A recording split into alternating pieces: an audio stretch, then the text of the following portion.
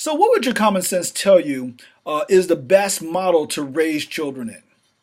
I believe that it's pretty simple and relatively straightforward. That most of us would think that the two parent biological family would be the best environment. And statistically speaking, that is absolutely correct. That is well supported with the research.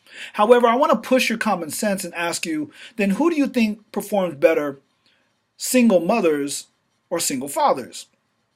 Well, I think common sense would tell us that because of the social constructed nature of mothering, that women, that mothers would be the better person to raise children.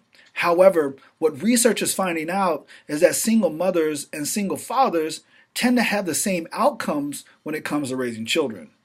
And so the bad thing is that this common sense notion that women are supposed to be better mothers is structurally built into our society. This is clearly evident in the legal system, where mothers are far more likely to receive custody and or full custody of their children over fathers.